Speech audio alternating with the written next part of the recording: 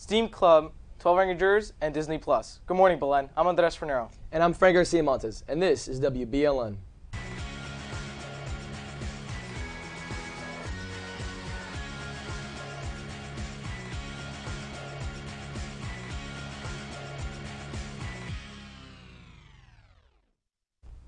A New York judge on Thursday ordered President Donald Trump to pay $2 million to an array of charities to resolve a lawsuit alleging misuse of charitable foundation to further its political interests. The 12 Angry Jurors play had its final showing last Saturday night in the Roca. Great performances from Perez, Gabriel Pupo, and Matthew Catino helped make the play a memorable one. Thank you to all those who showed up in attendance to watch this play. Coming up on November 14th is the next gallery concert featuring the Belen Jazz Band. We invite you to show your support for our Wolverines. The STEAM Club has been working alongside NASA to test what types of plants grow best in space. Here's Adrian Ponce with the story. Students in STEAM have been working on a project called Growing Beyond Earth with NASA and the Fairchild Botanical Gardens. The project simulates the environment in which you grow crops in the International Space Station. What this project is that it simulates the place where you grow crops on the space station. So in the International Space Station, they are growing live edible plants so that the astronauts can have something fresh to eat. It also helps astronauts psychologically to take care of plants and have things.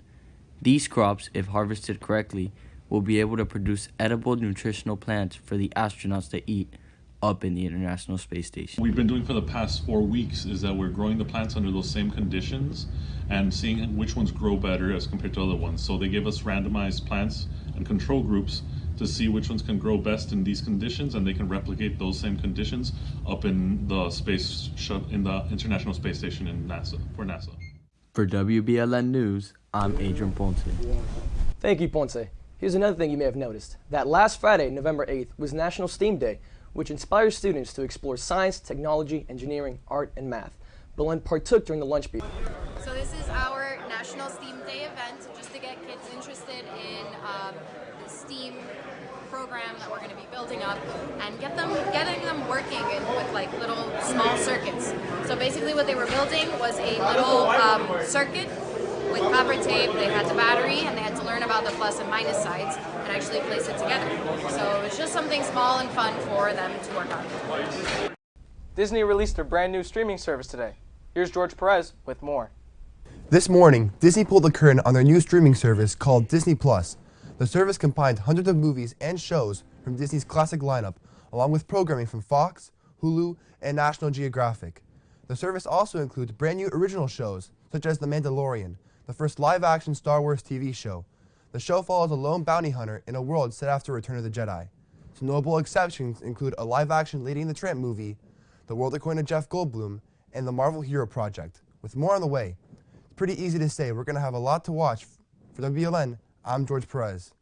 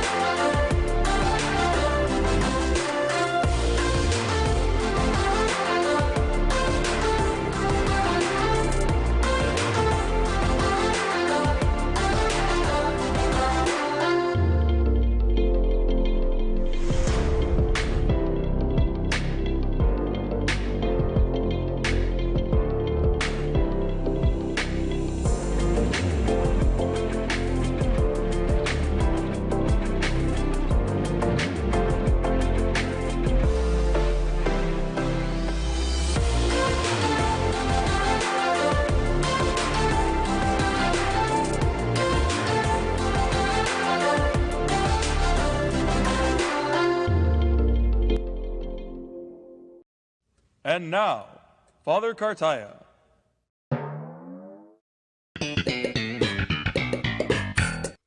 The other day a man told me he was broke. I asked him, what he was doing. He told me, well, I am a broker.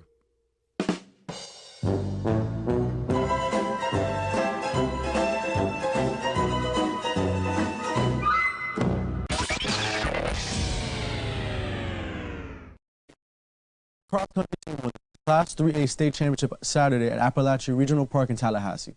The team placed 3 runners in the top 5, scoring 48 in a field that included 32 of the top teams in Florida. This win marks the 3rd consecutive state title for Belen and gives Belen the record for the most state championship wins in the state of Florida with 11. Next up for the Wolverines is the Nike Cross National Championships in North Carolina in 3 weeks. In college sports, the Hurricanes handled Louisville in a 52-27 win on Saturday. Jared Williams scorched Louisville's defense with 6 touchdowns, along with a DJ Dallas run for a score. On the defensive side, DJ Ivey and Al Blades Jr. both had picks as they anchored the Hurricanes' defense. Miami improves their record to 6-4. They'll take on the Florida International Panthers this Saturday at Marlins Stadium. In the pros, the Miami Dolphins secured their 2nd win of the season against the Indianapolis Colts, 16-12.